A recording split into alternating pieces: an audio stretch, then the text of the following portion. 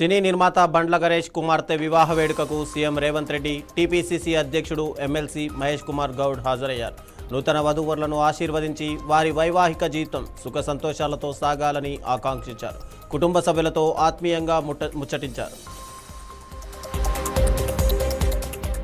విజయవాడ శ్రీ ఇంద్రకీలాద్రిపై కొలువైన కనకదుర్గమ్మను AP DGP దర్శించుకున్నారు. శ్రీ దుర్గా మల్లేశ్వర స్వామి ఆలయంలో ప్రత్యేక పూజలు నిర్వహించారు. ఆలయ చైర్మన్ బొర్రా రాధాకృష్ణ, ఈవో సీనా నాయక్ డీజీపీకి ఆలయ మర్యాదలతో స్వాగతం పలికారు. వేద పండితులు ఆశీర్వచనం అందించారు. శంషాబాద్లో నూతనంగా ఏర్పాటు చేసిన శృతి ఐ కేర్ సెంటర్ను మంత్రి పొన్నం ప్రభాకర్ ప్రారంభించారు. మధురానగర్లో జరిగిన ప్రారంభోత్సవ కార్యక్రమానికి స్థానిక ఎమ్మెల్యే ప్రకాష్ గౌడ్, జబర్దస్త్ కమెడియన్ సుధాకర్ హాజరయ్యారు. డాక్టర్ శృతి ఇతర వైద్యుల బృందం అతిథులకు స్వాగతం పలికింది. వికారాబాద్లో కల్తీ బెల్లం దందాపై టాస్క్ ఫోర్స్ పోలీసులు ఉక్కుపాదం మోపారు. బోపనారం వద్ద మెరుపు దాడులు నిర్వహించి ఏకంగా 7,500 కిలోల కల్తీ కుళ్ళిపోయిన బెల్లాన్ని సీజ్ చేశారు. తాండూరు వైపు అక్రమంగా తరలిస్తున్న ఆటోను తనిఖీ చేయగా తొలుత 4 క్వింటాళ్ల కల్తీ బెల్లం పట్టుబడింది. మేడ్చల్ పిఎస్ పరిధిలో చైన్ స్నాచింగ్ కలకలం రేపింది. గిర్మాపూర్లో నడుచుకుంటూ వెళ్తున్న 58 ఏళ్ల జక్కుల సుజాత మెడలోని గొలుసును 2 గుర్తు తెలియని వ్యక్తులు లాక్కెళ్లారు. దీంతో బాధితురాలు వెంటనే డయల్ 100కు సమాచారం ఇచ్చారు. కేసు నమోదు చేసిన మేడ్చల్ పోలీసులు దర్యాప్తు చేపట్టారు. ములుగు జిల్లాలో ప్రకృతి విపత్తులకు సీఎం రేవంత్ రెడ్డి దేవుళ్లపై చేసిన ప్రమాణాలే కారణమంటూ బీఆర్ఎస్ మాజీ జిల్లా అధ్యక్షుడు కాకులమర్రి లక్ష్మణరావు సంచలన వ్యాఖ్యలు చేశారు. ఇవాళ ములుగు జిల్లాకు వస్తున్న సీఎం రేవంత్ రెడ్డి సమ్మక్క సార్లమ్మ తల్లుల వద్ద ముక్కు నేలకు రాసి క్షమాపణ చెప్పిన తర్వాతే ములుగులో అడుగు పెట్టాలని డిమాండ్ చేశారు. ఏలూరు జిల్లా నూజివీడు ప్రభుత్వ ఆసుపత్రిలో ఓ వ్యక్తి మృతి చెందాడు. బోర్వంచ గ్రామానికి చెందిన 32 ఏళ్ల రామకూరి ప్రేమ్ కుమార్ విరోచనాలు, వాంతులతో బాధపడుతూ శనివారం మధ్యాహ్నం ఆసుపత్రిలో చేరాడు. చికిత్స పొందుతుండగానే మృతి చెందాడు. అయితే వైద్యులు, సిబ్బంది నిర్లక్ష్యం కారణంగా తన కుమారుడు మృతి చెందాడని మృతుడి తండ్రి ఆరోపిస్తున్నారు. విజయవాడ ఇంద్రకీలాద్రిపై 3 రోజులుగా నిర్వహించిన వర్ణ యాగాలు, వర్ణ జపాలు మహాపూర్ణాహుతితో ముగిశాయి. రాష్ట్రంలో వర్షాభావ పరిస్థితులు తొలగిపోయి సకాలంలో సమృద్ధిగా వర్షాలు కురవాలని సంకల్పంతో ఈ యాగాలను నిర్వహించారు. కడప జిల్లా బ్రహ్మంగారి మండలం కేంద్రంలోని జింకల్ నగర్లో అగ్ని ప్రమాదం జరిగింది. కరెంట్ వైర్ దెబ్బతినడంతో గ్యాస్ సిలిండర్ పేలి మంటలు చెలరేగాయి. సమాచారం అందుకున్న ఫైర్ సిబ్బంది ఘటనా స్థలానికి చేరుకొని మంటలను అదుపు చేశారు. జయశంకర్ భూపాలపల్లి జిల్లాలో స్మార్ట్ రేషన్ కార్డుల పంపిణీకి ఏర్పాటు చేసిన ఫ్లెక్సీ ఇప్పుడు హాట్ టాపిక్గా మారింది. కలెక్టర్ రాహుల్ శర్మ ఫోటో పెట్టి ఆయన ఫోటోకు బదులుగా మంత్రి ఉత్తమ్ కుమార్ రెడ్డి ఫోటో పెట్టారు.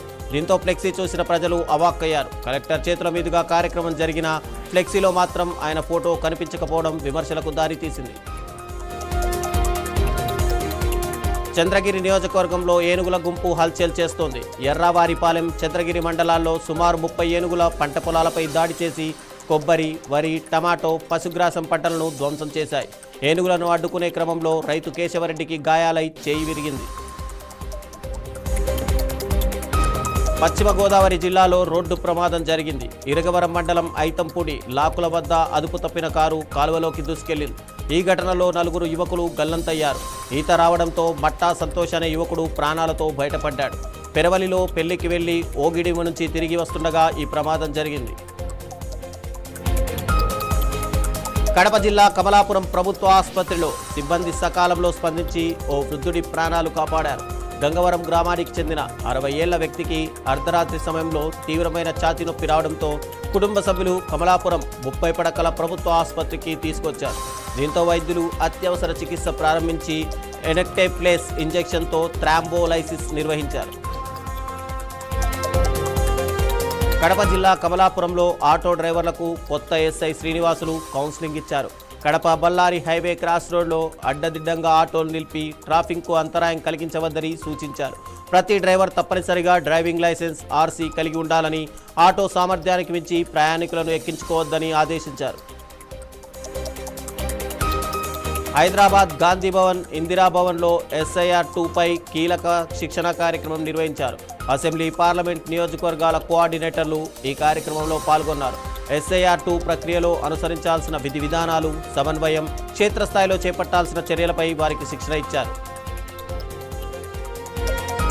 రాజస్థాన్ ధోల్పూర్లోని దమోస్ జలపాతం వద్ద ఒక్కసారిగా ఉద్రిక్త పరిస్థితి నెలకొంది. హఠాత్తుగా వరద ప్రవాహం పెరగడంతో జలపాతం మధ్యలో దాదాపు 70 నుంచి 100 మంది యువకులు చిక్కుకుపోయారు. ఒక్కసారిగా నీటి ఉధృతి పెరగడంతో అక్కడ ఉన్నవారిలో తీవ్ర ఆందోళన నెలకొంది. శ్రీశైల మల్లికార్జున స్వామి ఆలయానికి ఆదివారం భక్తులు పోటెత్తారు. స్వామివారి దర్శనం కోసం పెద్ద సంఖ్యలో భక్తులు తరలి రావడంతో ఆలయ పరిసరాల్లో సందడి నెలకొంది. భక్తుల రద్దీకి అనుగుణంగా ఆలయ అధికారులు ప్రత్యేక ఏర్పాట్లు చేస్తున్నారు.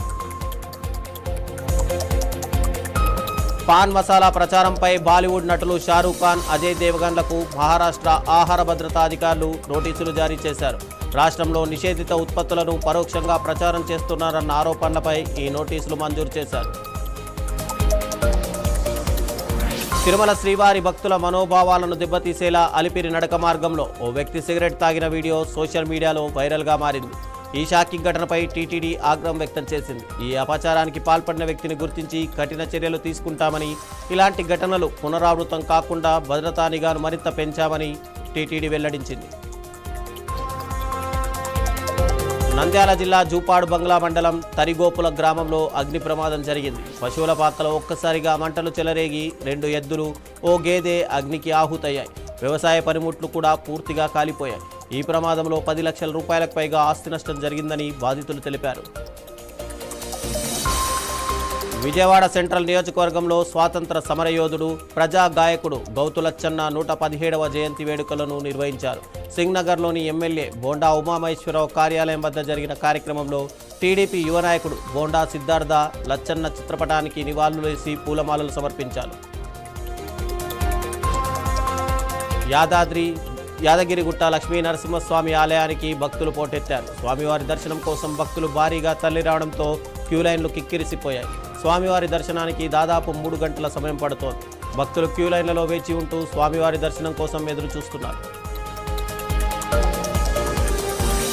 విశాఖ యారాడ బీచ్లో పెను ప్రమాదం తప్పింది. సముద్ర కెరటాల్లో కొట్టుకుపోతున్న ఓ మహిళను బీచ్ లైఫ్ గార్డ్స్ సకాలంలో గుర్తించి రక్షించారు.